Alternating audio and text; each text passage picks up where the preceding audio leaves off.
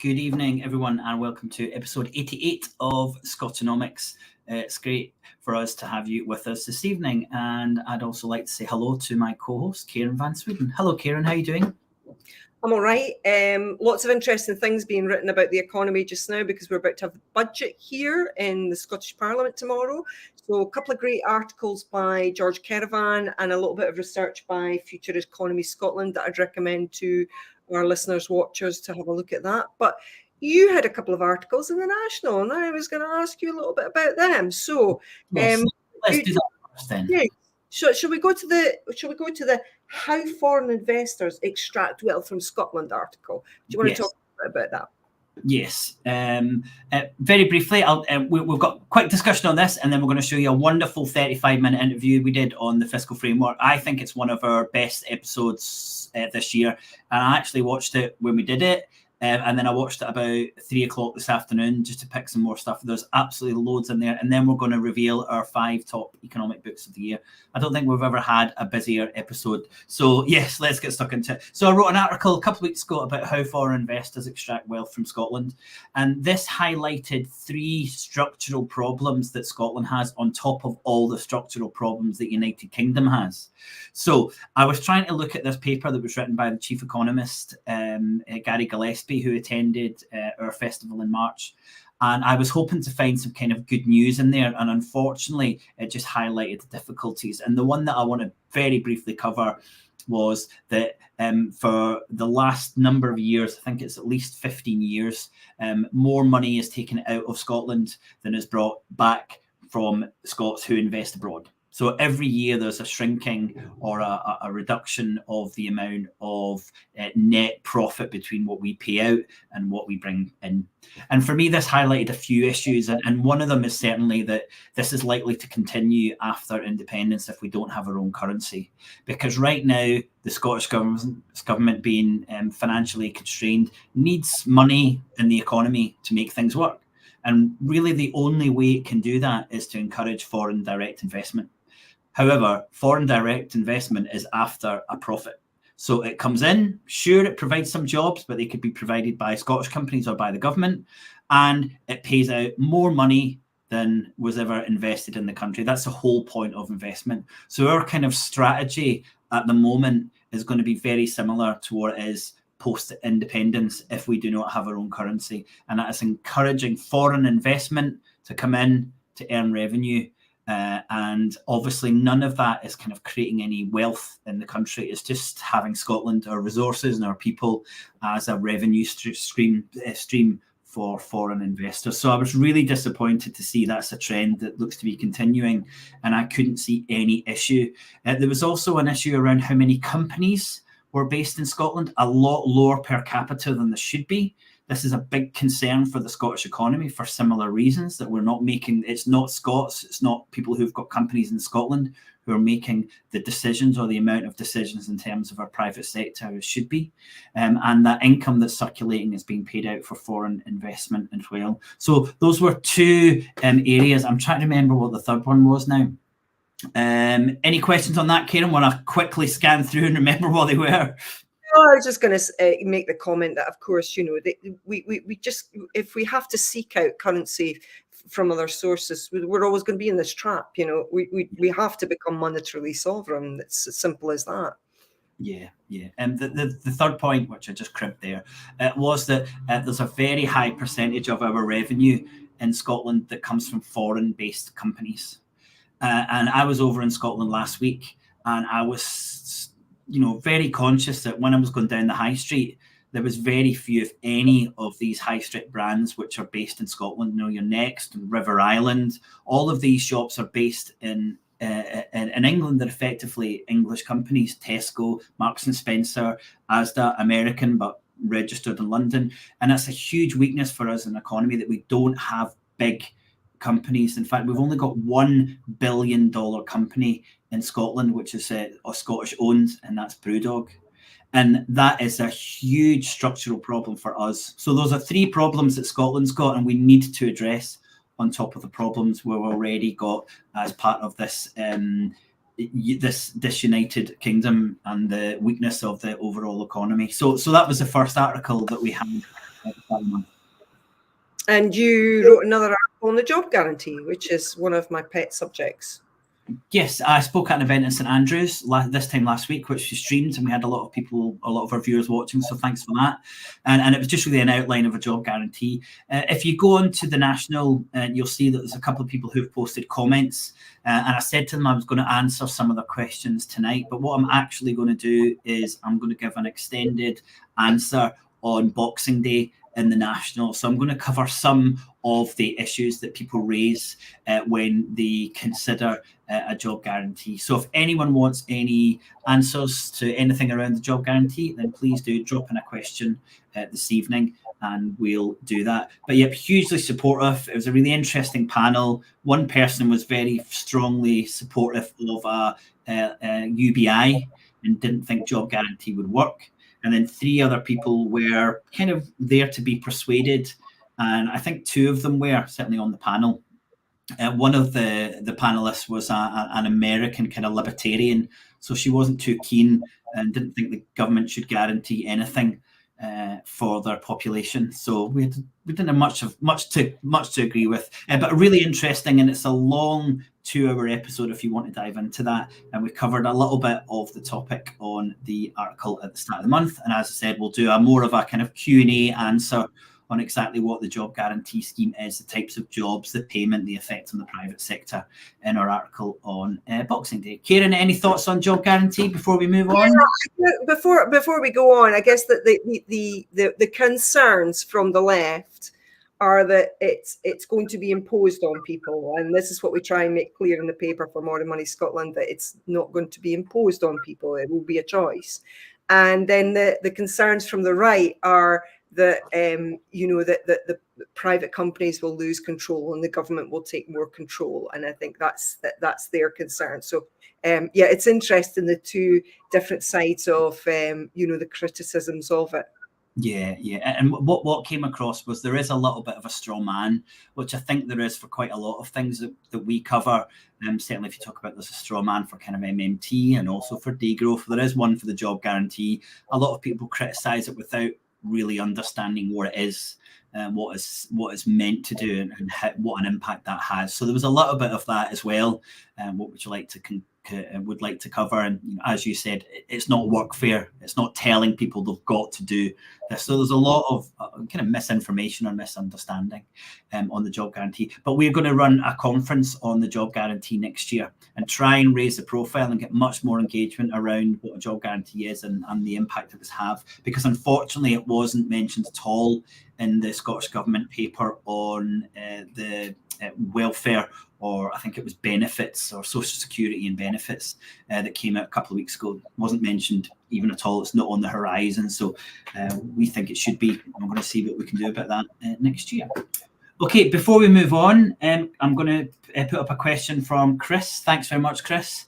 Kieran, do you want to go first? Oh, yes, I would like to have a go at this. So, I've been following the Tax Justice Network for a long time, and they are not keen on free ports. Their assertion is that it's really just moving money from one part of the UK to another part of the UK. But other people are keen on it. They like the fact that these companies are going to be encouraged to perhaps set up because they're going to get tax breaks. But yeah, research seems to show that, it just ends up stealing money from one part of the UK and giving it to another. Yeah, Chris, I would say that, a lot of policies come round every quarter of a century. And this was a policy from the early 80s. So I don't think many people were that surprised considering the government that we have in place at the moment, that this was likely to come back.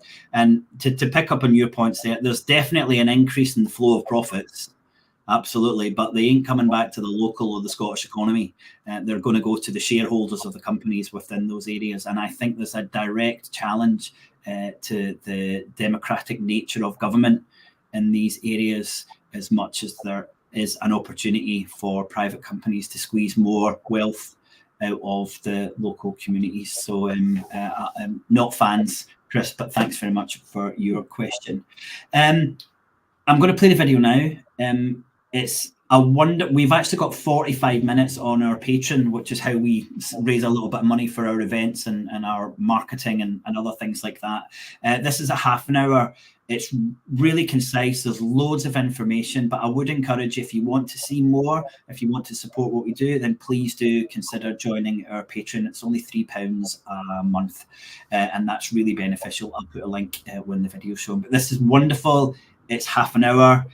I think you'll enjoy it. There's 3 or 4 hugely important points made about Scotland's finances, and let's take it away. And after this 35 minutes, we'll reveal our 5 economics books of the year. So thanks so much for joining us. I hope you enjoy this video.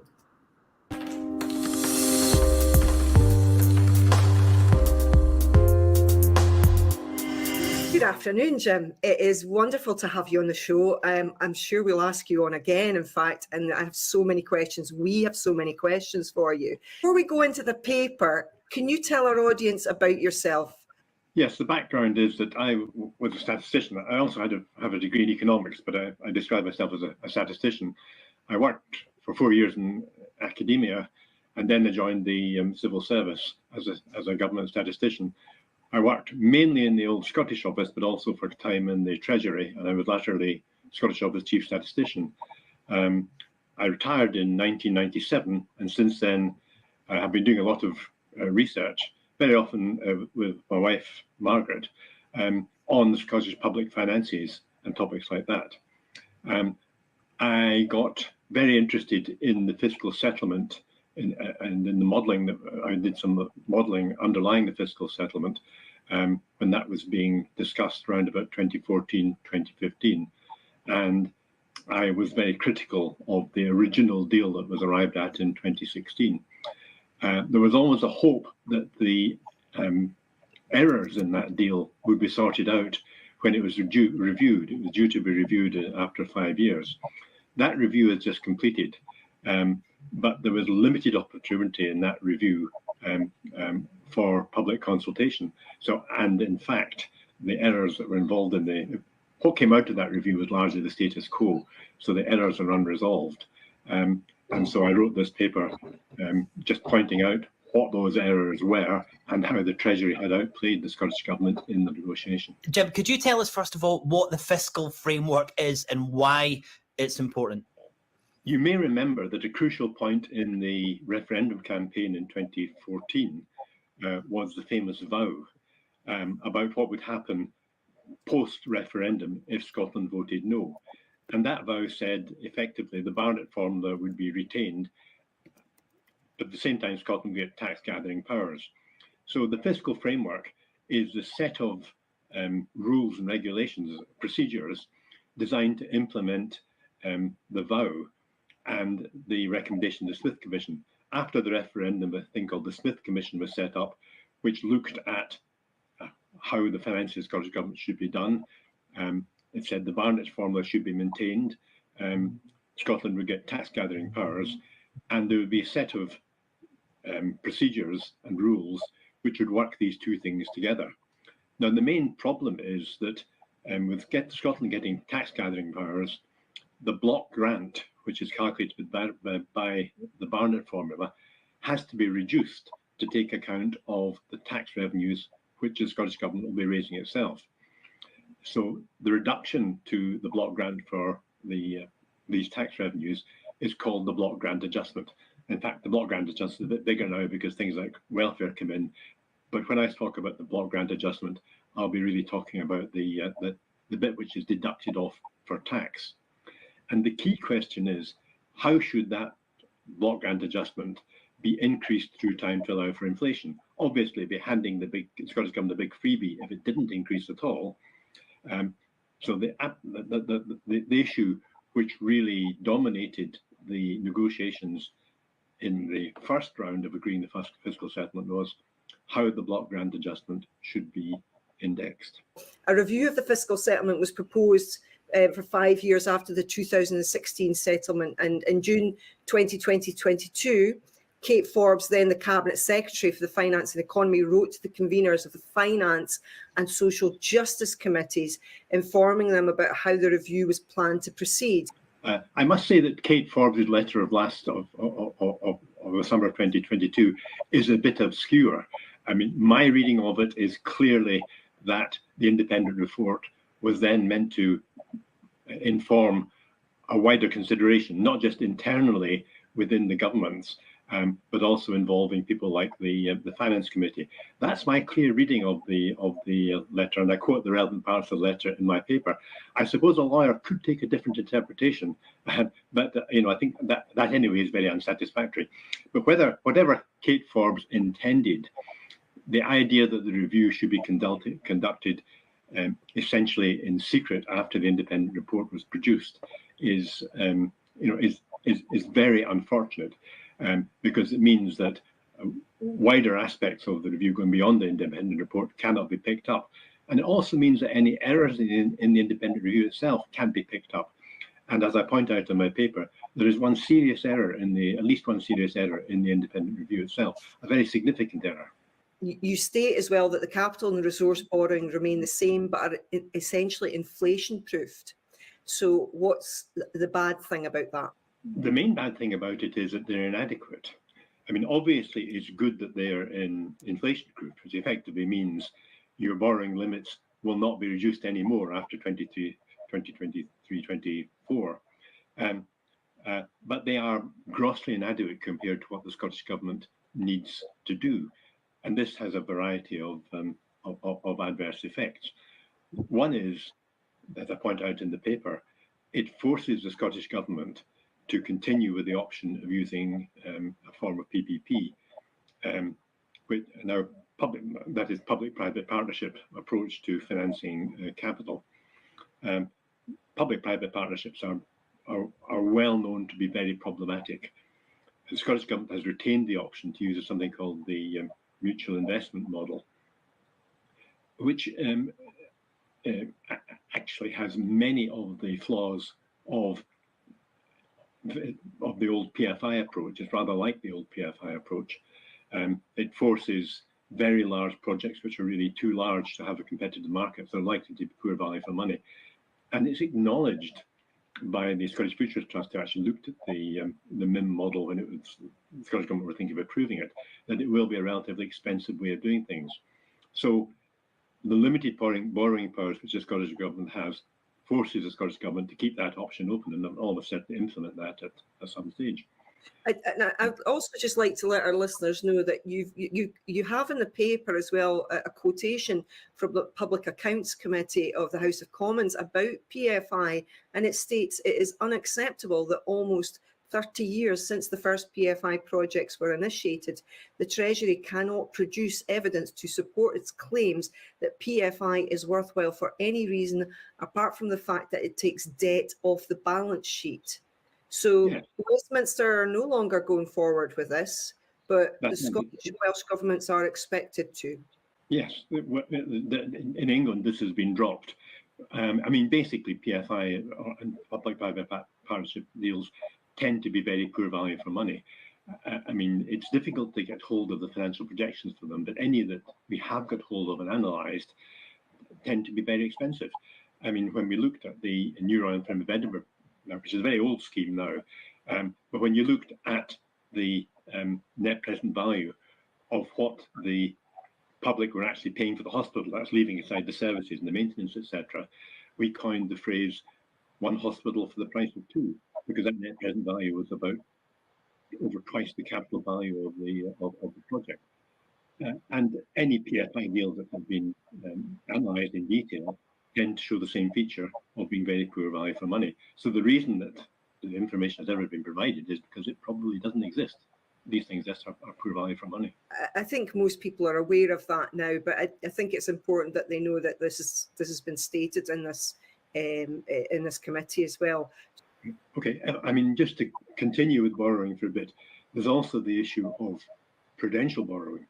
I mean, it's not just that the Scottish Government has got inadequate borrowing limits, but local authorities have the option to borrow prudentially, which means that if they've got a capital project they want to undertake, and if they can assure themselves that they can undertake that in a way which allows the resulting loan costs to be accommodated within their likely revenue budgets, then they can do that, but they can borrow on a prudential basis, and that doesn't count against any borrowing limits. The Scottish Government cannot do that. Interestingly, it was one of the original recommendations in the Smith Conditions report that consideration be given to prudential borrowing powers to the Scottish Government. That was never done, and it's something that should really have been picked up in this review. The failure to do that is a real missed opportunity. And again, if there had been a period of public consultation after the independent report was produced, which enabled people to feed in their views, this is something which clearly should have been fed in and should have been considered. So the failure of process led to another failure in the outcome. Yeah, I know what you're talking about, Jim. I recently became a councillor, and I read lots of the papers that are published by our officers as well. So I understand that the council can, in Aberdeen, where I am, can borrow in this way. The interest that the councils pay and that the Scottish Government pay to the Treasury, do they vary? Well, they could, because the Scottish Government has got, and both councils and the Scottish Government have various options as to how they would borrow. But in most cases, they would go to the National Loan Fund, or what the current version of that is, and borrow at basically very cheap public sector borrowing rates. But why is the Scottish Government limited? What was the reason in the first instance that they wanted to limit the borrowing for the Scottish Government? I don't know. I mean, that would be part and parcel of the original negotiations. But one can only imagine that the Treasury did not trust the Scottish Government and wanted to put as many hems in it as possible in terms of its freedom of action. So, Jim, viewers and listeners might be surprised to hear that the Scottish Government has less ability to borrow than one of the local authorities in Scotland. Can I check that that's really true? And if so, why would the Scottish Government limit itself? That certainly is true, that the Scottish Government doesn't have prudential borrowing powers, whereas local authorities do. But why would the Scottish Government limit itself? Because it doesn't have the power. I mean, the Scottish Government has to operate within the constraints of the fiscal settlement agreed with and then laid down by Westminster. And that fiscal settlement does not include the ability to borrow, for the Scottish Government to borrow prudentially. But that settlement was an agreement, wasn't it? It was two groups of people coming together and agreeing something. But what you're saying is the Scottish Government agreed not to have even the level of powers available to local authorities. That's right. Now, yes, it's an agreement. What we don't know is how that agreement was arrived at, because both the original fiscal settlement and the review of the fiscal settlement were conducted in secret. So we know nothing about what happened in that negotiation, what the Scottish Government asked for, whether they asked for prudential borrowing powers, and why they put up with not getting them. Under the current settlement, Scotland will do better if it has a higher growth rate. But if the rate of growth of per capita tax receipts lags behind England, Scotland will be penalised. Effectively, the fiscal settlement thrusts Scotland into a fiscal race with England, where if Scotland wants to do as well as it would have done under the Barnett, it has to grow its per capita tax receipts as fast as England. So you go on to say after that as well, you talk about having a currency union. Can you explain a little bit more of the statement? The danger is that perverse negative feedback loops kick in. Yes, I mean, what we've got at present, as you say, is a way of indexing the log grant adjustment by the so-called IPC index per capita method, where the effect is that Scotland gets what it would have got under Barnett if it grows its per capita tax receipts at the same rate as, in fact, we'll say England, but really the relevant parts of the rest of the UK, depending on the particular tax. If Scotland grows its tax receipts more slowly than England, then more will be subtracted off by the block grant adjustment than Scotland gets in by its taxes, so Scotland will lose. And conversely, if Scotland grew faster, then Scotland would gain. Now, there's a symmetry about that which may at first sight appear fair, but in fact the risks are on the downside. because Scotland has limited powers to grow its economy, and also because there's a range of economic shocks which are liable to hit Scotland, not least of which is we know that, for example, the oil industry is in decline, and the extent to which renewables will fill that gap in terms of employment, etc., is unclear. So the situation is very asymmetric. The risks are all on the downside. The danger is that if Scotland falls behind in economic growth and therefore has an adverse block grant adjustment indexation, that the Scottish Government may well be tempted, and indeed is likely, to compensate for that by trying to raise taxes. If it raises taxes, that could well put a further inhibition on economic growth, which would further, give you a further worsening block grant adjustment indexation, which might lead to further taxes, and before you know it, you're potentially in a cycle of relative economic decline. I would say as well, on a societal level, you're looking at increasing inequality. So you had a discussion with a very senior Treasury official, you say, in 2015, and the Treasury view was that the new fiscal settlement would work for Scotland only if Scotland adopted a low-tax, small-state economic model. So a tax and hunting haven, in other words, is the image that brings to mind from that Treasury official. Yes. I mean, I was not involved directly in the negotiations in 2015, which led to the 2016 agreement, but I was writing on it and doing some modelling on it at the time. I was also talking to various people who were involved in negotiations, and it was known that I was very critical of what was emerging. So there was a seminar down at Nuffield College, which various parties to negotiation were involved in. And I made my pitch at that seminar that this system would not work, and said Scotland did not have sufficient economic powers to make the system work. At which point, I won't say it was necessarily the Treasury view, but certainly the view of a very senior Treasury official, that yes, indeed, Scotland could make the system work.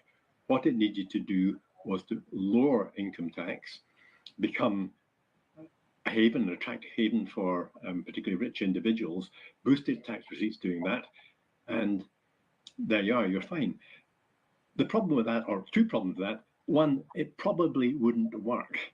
I mean, Scotland has been sitting at the wrong end of the UK economic union for a long time, and doesn't have the economic powers. So even with trying to lower taxes, which would involve cutting services at the same time, it's very doubtful if a Liz Truss type economic neoliberal economic model would actually lead to this kind of boom in the Scottish economy, which would have put us on a virtuous cycle.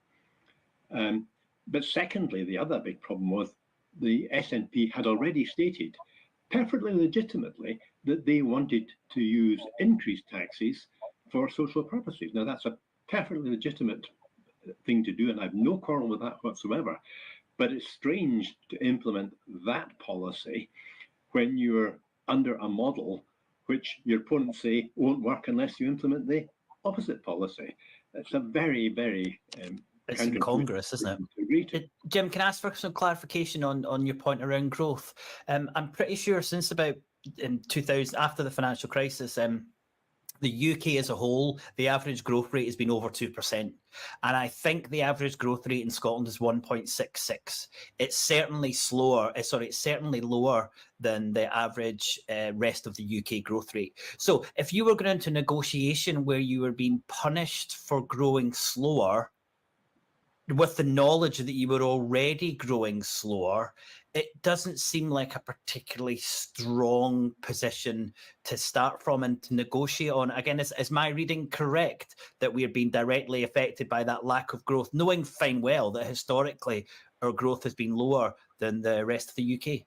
The rate of growth of your tax receipts are obviously related to the rate of growth of your economy, but not directly. I mean, because things come into it like the particular distribution of the income tax earners, etc. So there have been times when Scotland has done relatively well in terms of its per capita growth in per capita tax receipts. And on occasion you might be able to do better in that than you do in growth, but the two can't uncouple uncouple from each other too much. So yes, basically you're absolutely right. So it's a reasonable guide that your economy does better and your tax levels go up.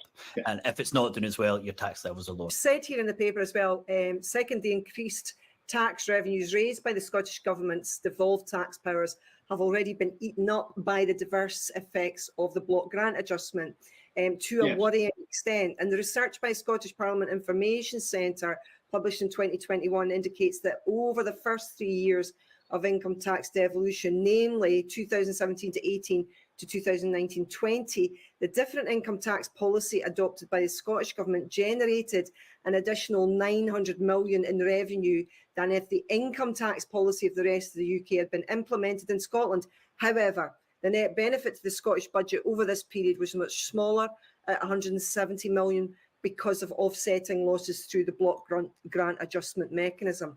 So weaker growth in Scotland income tax receipts per head compared with the rest of the UK meant that most of the extra revenue generated by the different income tax policy in Scotland was offset. So, you know, there's really, this is really problematic for the Scottish Government, because the Scottish Government on the whole, and I would say this is the previous administration as well, before the current administration, generally want to promote more progressive policies. Yes, I mean, when the original negotiation was taking place for the original settlement, I was saying to various people, very senior people in the Scottish Government, some of them, this is the danger you're in. But 5 years or 16 years later now, or 7 years later now, when the review of the fiscal settlement was taking place, we can see that this is actually starting to happen. So actually the danger is not just a theoretical danger, it is an actual practical danger that you can see. So they should have taken things much more seriously in the review. Well, they should have taken it very seriously in the original discussion. But when there's evidence that this is actually happening, then, you know, the review should have really been caused the Scottish Government to think. I cannot imagine what they're thinking of, that they went ahead and agreed to the same method. And it's worse than that, because if you look further ahead, the Scottish Fiscal Commission has produced projections going forward for the next 50 years, and they predict that, you know, keeping the same tax policies and trying to maintain public services, Scotland would face an average deficit of just over 10% of its revenues over the next 50 years. Yeah. So the pressure to raise taxes almost certainly is going to be intense. And the trouble is, Scotland has to balance its budget. It's got limited revenue borrowing, resource borrowing powers, but once these are used up, Scotland is legally bound to balance its budget. So any shortfall either has to come out as an increase in taxes or a cut in public services. We don't have the flexibility that a mature government would have to fudge things by increased borrowing. So, and I would argue, Jim, that when you say a mature government, do you mean really a monetarily sovereign government, as opposed to really a government that's really in a government in name and not in reality really a government that is sitting with less fiscal powers than local authorities in terms of the prudential borrowing aspect of it. Kieran and I are often in conversations where people say, well, the Scottish Government should just raise taxes and then it would be able to pay for more things. And, you know, we actually asked the chief economist, Scottish Government chief economist, for clarification for this, and he agreed with what we were saying in principle. But we often hear that Scotland should raise taxes to spend more, for example, on like increasing welfare or paying public servants. And I remember the STUC, I think it was just last year, had a paper arguing this very strongly. But what you've just said is that when the Scottish Government increases taxes, the block grant is reduced. And I looked at the sums in the paper and I kind of worked out that, you know, 80% of the taxes raised by the Scottish Government disappear. So it's effectively, we're raising, I think it's close to 100 million and getting about 150 million. I think that's really important that viewers and listeners understand that effectively when we fill up the bucket with taxes, the other bucket that comes from the block grant is not filling up the bath. Is that a fair reflection of where we are in practical terms? Well, the mechanism is not quite as automatic as you imply, but the effect is the same. If by raising taxes, you hurt your relative growth relative to the rest of the UK, then the block grant adjustment mechanism, which means you get penalised unless you grow as fast as the rest of the UK, is liable just to turn around and whack you and take via the left hand what you tried to give yourself with the right hand by the tax increase. So that is the danger, and it's just not appreciated. I mean, you hear respectable commentators commenting on how well Scotland does from the Barnett formula, as if we were still under the old Barnett formula regime. They don't realise that the old Barnett formula is dead. Okay, there still is a Barnett formula, and we still get a block grant. But the Barnett formula block grant is about 31 billion, I think. But the amount which is subtracted off via the block grant adjustment is about 16 billion, and then we have to replace that by income tax. So the Barnett formula has been very substantially modified, and will be more modified when we get, when VAT receipts are hypothecated in the Scottish government, so an even more dangerous position. But people don't just appreciate that this is how the system now operates and the danger implicit in it. And the fact that danger is already, we can already see this adverse effect starting to work. Spoke about that monetary unions can work when there's something in place that helps level the playing field. And if you talk about the United States or Australia, there's federal transfers between regions that aren't doing so well economic as there as other regions. And at the EU level, something like the Regional Development Fund is a way to kind of level this playing field. Can you explain how the Barnett formula was supposed to do this initially and how it's not doing that at the moment?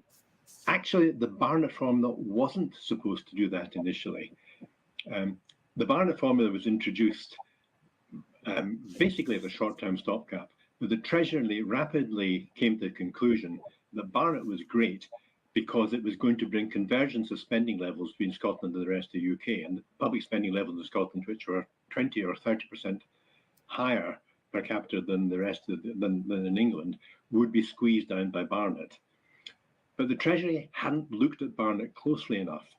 And actually, when you take into account the effects of relative population change, the fact that historically Scotland's population has grown year after year relatively more slowly than England's population, the thing becomes much more complicated.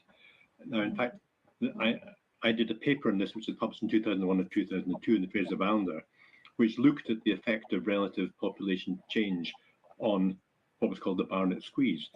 And the position is quite complicated. If public expenditure is growing in money terms quite fast, and if the population in England is growing at much the same, not much more fast than that in Scotland, then indeed you will get convergence of relative per capita spending levels. But when the nominal rate of public expenditure is relatively low, and if the English population is growing faster than the Scottish population, you'll get convergence to something which is greater than 1.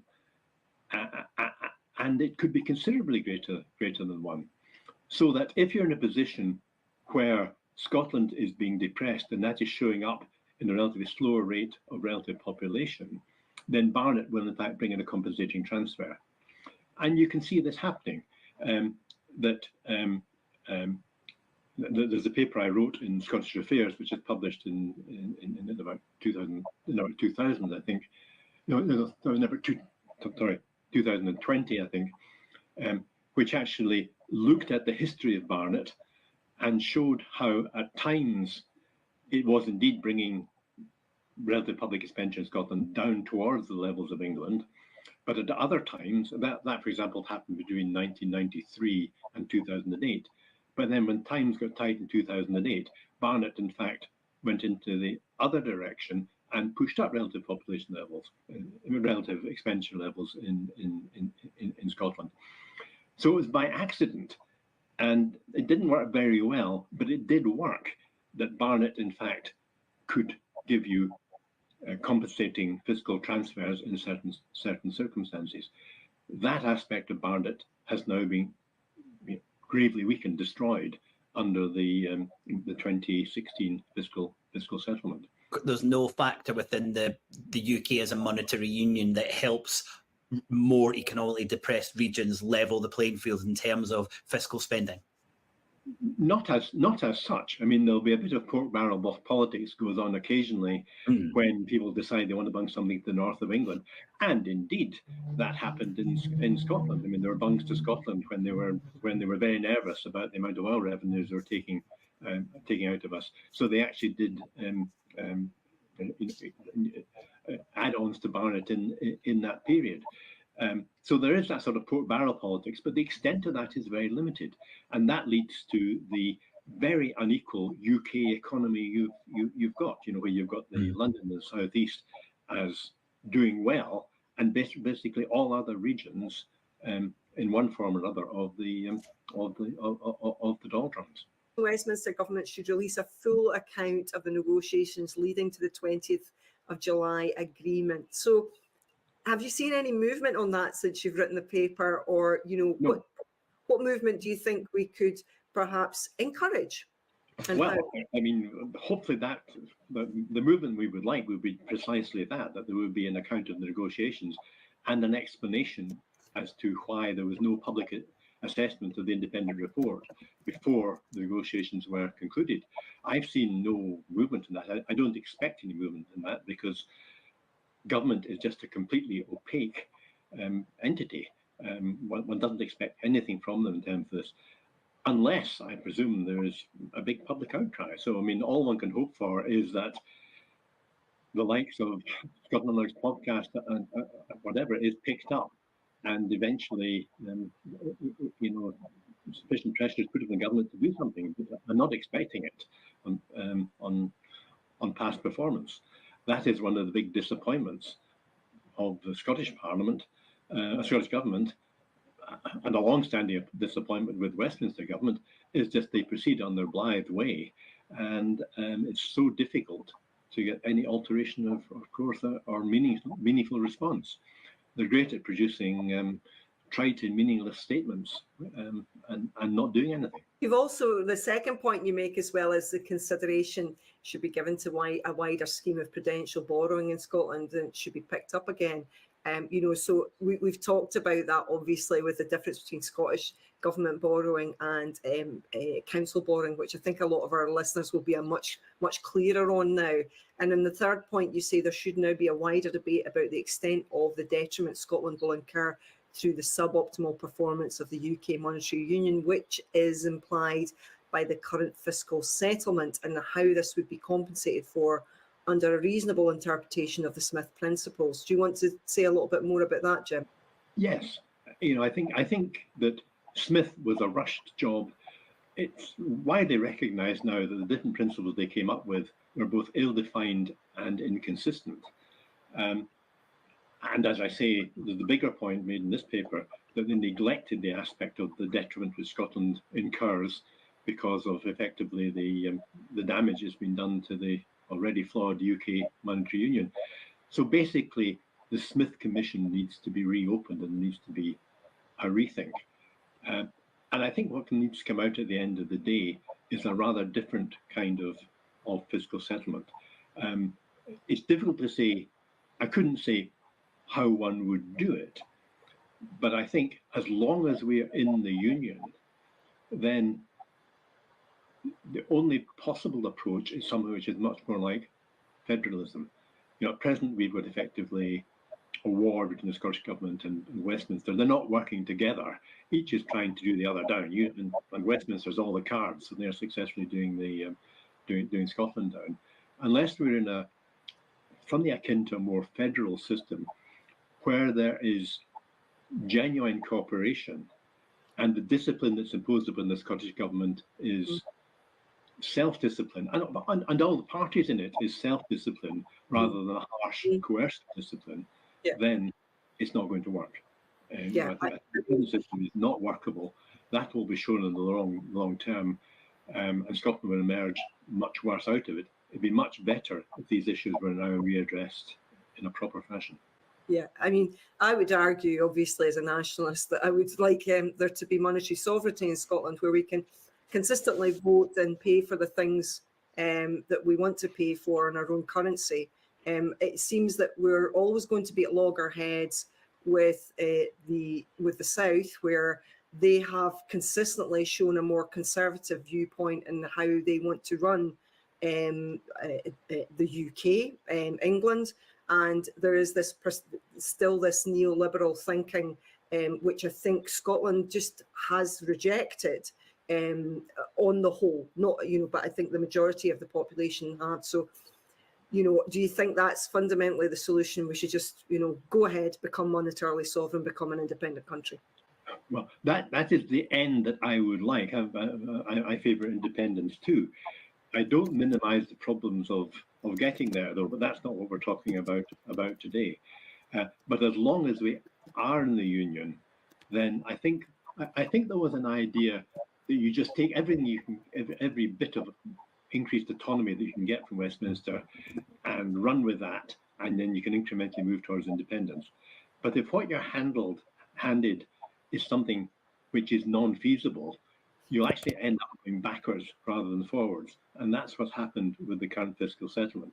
So I think as long as we are in the union, if we don't want to go backwards, we really need to seriously think how we try to make this thing work, while not losing sight of the longer term goal, which would be independence. Jim, it's been absolutely hugely enlightening to have you on the show. I'm sure that our viewers are going to learn so much from this particular episode that's so relevant to them, the people that are living in Scotland. So thank you so much for giving us your time, Jim.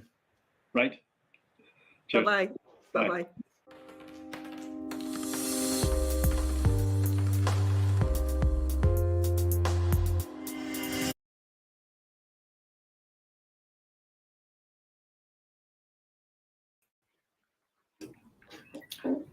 Kieran, we're back. Do you want to give me your initial thoughts, having watched that back again?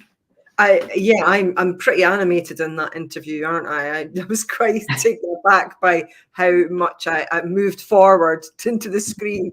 I was so curious about Jim's thoughts about these things, because obviously this is about Scotland very, very much, which is, our home. So, I think first of all, he starts off by saying, really the currency that we get from the settlement from Westminster it's grossly inadequate, and I think it has been probably grossly inadequate for over 300 years, judging by infrastructure, etc.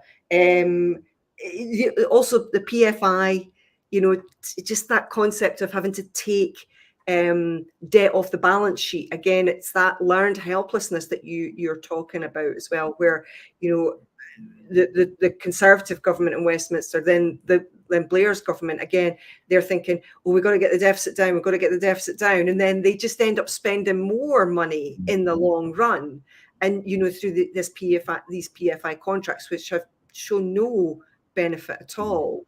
This kind of silly thinking about the economy post-gold standard, which finished in 1931 in the UK, before the rest of the world. And it's just so frustrating to see, the whole of the UK just being run really stupidly. I think that came through really strongly on PFI. And I think if people were supportive of PFI in the 90s, then certainly the support for those types of financing mechanisms are a lot lower than they are now. I think they were designed to push public money to shareholders, and I think that's what they did successfully. There was just under the kind of cover that we were supposed to be doing these things much more fiscally responsibly. But I think that's a really good example of what fiscal responsibility actually means. And it means poorer services for the public and higher profits for those who are already wealthy. And I think there's a huge consistency across all of those measures. And with particular regard to Scotland, I think it was really interesting for us to find out a little bit more detail. We went into a lot more of the figures in the Patreon episode, actually what you can do with 3 billion over 5 years on top of the little bit of money you've got for capital expenditure. And the three of us agreed that even if you were using all of that, it's still an insignificant amount to make a substantial difference. The Scottish Government not seeking an extension of that amount seemed to be an issue with that. But also we all agreed that, yeah, but they've got to pay back that debt, where if they were a currency issuer, then they wouldn't be paying that interest. Because they'd be borrowing the currency that they're monopoly issuer. So a lot of issues that we constantly talk about, I think, were picked up in that interview. Thanks very much for your comments. Any more thoughts on that before we cover our 5 economics books of the year? That'd be fantastic. Okay, yep, any comments? We'll drop them in at the end and we'll cover them. Okay, Karen, right, we're going to do a quick run through of our top 5 economics books of this year, in no particular order apart from our last book, which we both agreed was our favourite economics book of the year. So I'm going to go first with this wonderful book, and I've got physical copies. Karen's more digital than me, so I'll show you some of the digital ones. I just read this just last week, and it's The Tyranny of Nostalgia: Half a Century of British Economic Decline. And I included this in my top 5, which might surprise a lot of people because he's a fairly orthodox economist with a fairly orthodox view of why we're in such a mess. But I think it's really interesting to see that an orthodox perspective says that we're in a terrible mess in the same way that a heterodox perspective says that we're in a terrible mess. It's different reasons why we're there and different solutions, but it's a really well-written book, a really nice chronological story of how we've got ourselves into such mess. And the kind of one of the key kind of quotes in this is that, the shadow of the past has a terrible effect on Britain. So really, really good. Thoroughly recommend that. I did have one negative comment, which was I was surprised that you could look at the economic decline from the 1950s and not mention the end of the British Empire. But from an orthodox perspective, that's maybe not as important as it is from a heterodox perspective. So Russell Jones, fairly orthodox economist, but a really, really good book. And I think somewhere, if you're not sure who did what and when and why from an orthodox perspective, that's a great book. Okay, Karen, you next, and this is one of your choices. Yeah, Value or Values, which was written by the former Governor of the Bank of England, Mark Carney. I really enjoyed this book and I was surprised. I kind of bought it as a sort of dare to myself. I imagined that his point of view would be much more orthodox and quite right wing. Actually, you would expect that from someone who is working at the Bank of England. And it's really surprising that George Osborne, who was Mr. Austerity, employed him, because actually Mark Carney comes across as a pretty good guy, and he has huge insights, obviously, to share. And I would really recommend this book. I think there's so much in it, and really it does make you question what is value and where is it to be found. And that's the big take home that I got from this book. But yeah, I'd really recommend this book. Very easy reading, really interesting, and obviously goes through what happened in 2008. Yeah, loved it, brilliant. So yeah, really recommend that one. So two kind of orthodox books on our top 5. See, the whole point of being a heterodox economist is that you take in all of the knowledge of economics and you don't just look at your particular field, which is what the orthodoxy is accused of. The next one, it's only been out a couple of months. It's called Cannibal Capitalism. It's a fairly small book. I think I said it was kind of manifesto-sized book, and it takes a feminist heterodox approach to the problems that we have in capitalism, and it's a wonderful book, a really, really powerful book which looks at the impact that capitalism has on care and democracy, the kind of racial underpinning of capitalism, and also the impact it has on our natural resources. A wonderful book, something you could easily read over the weekend, over Christmas, between Christmas and New Year. An American author, Nancy Fraser, who's based in the New School in New York. So it's Cannibal Capitalism. Fantastic. I think you'll really, really enjoy that, and you can get through it, I said, pretty quickly.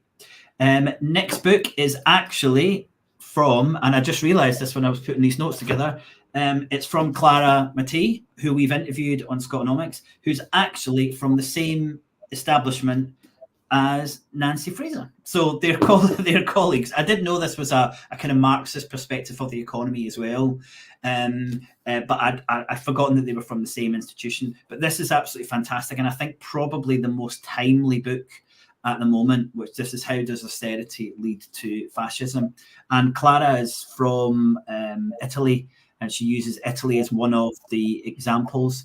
And the other country that she uses is the UK, where she says austerity was invented by the economists. And the two really important points that come out of this is that austerity leads to fascism, and what actually is the role of the economists in supporting this type of dogma by making up supportive economic arguments. It's a wonderful book, and the amount of research, the level of research that's gone into this is incredible. Clara must have spent weeks in the archives at the Bank of England and the Italian National Bank as well. Wonderful book. I know a few of our viewers have read this because it was a book club book we had early in the year, but fantastic book. Thoroughly recommend it. A real meaty look at austerity. Kieran, that's 4. We said no order until we got to the last one. Do you want to announce who is our winner of the economic book of 2023? Well, we thought that the absolutely fantastic book was by Professor Mitchell, and it was Carbon Democracy. So yeah, we both found this an incredibly rich seam of knowledge about our oil democracy, or rather the lack of thereof. It was clear that the previous fossil fuel, which was coal, actually led to increased democracy, whereas the coming of the oil age has actually decreased our democracy, and looks as if it will keep going that way as well. So it's really interesting for people who are interested in politics and economics. I'd really recommend it. Yeah, it's a wonderful book, and I think it's a kind of perfect example of political economy, this book, because it puts the economy within this much wider political context. Some of the anecdotes in here are fantastic, and if I'm sure, as some of our viewers will be huge fans of Winston Churchill, you won't be such a huge fan of Winston Churchill if you read this, because the impact that he had in British democracy and the impact in democracy in the Middle East in the early 20th century is rather shocking. And of course, I was being a little bit tongue-in-cheek there when I was saying that. Especially relevant, I think, for Scottish viewers who really want to understand what could have, what should have, what did happen when Scotland became so fossil fuel rich. And also there's a lot of lessons into what we can do with the just transition and the energy transition. It's worth saying that this book was out, and I think it was about 2013, but it's the reissue with a new forward and also another chapter which were recommended for this year. It is a wonderful book. I really, really couldn't recommend it enough. Please do, if you're looking for a stocking filler, go for our #1 book of the year. Well, that's it. We've kept it under an hour, Kieran. It's our last show of the year. We're going to be back for not the 1st January of the month, because that's New Year's Day, I think, or day after. But we'll go back on the 8th, I think it is. And then we've got a busy January, February into March when we have our Festival of Economics in Dundee. Anything you want to say to our viewers and our listeners before we head off, Kieran? Yeah, just remember that the Scottish budget is tomorrow. Follow it, and we hope that this show is going to perhaps make your understanding of the Scottish budget clearer. Yeah. Okay, Kieran, I'm not going to ask you to answer this question, but I'm going to put it up on screen.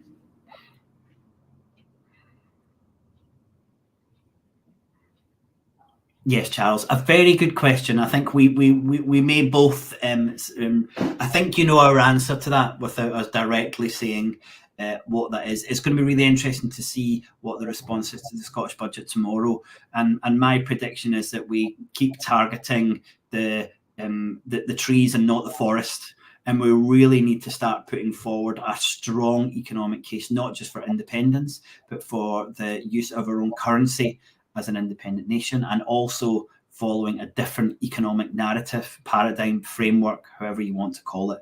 And because as we covered in our interview earlier, Scotland has a different approach to the society and to our economy, and it's not really reflected in the fiscal settlement at the moment, the budget, which will be released tomorrow, or wider across our democratic institutions, we feel. So thanks very much for joining us for this year. Next year, you're going to be bigger, more shows, a bigger event, and we're going to be covering a lot more issues as well. So please do keep in touch, and hopefully we'll see you all again next year. But happy holidays when they arrive from me. And happy festive season to everyone from me. Thanks so much. Thanks for all your comments and questions, and bye for now. Bye.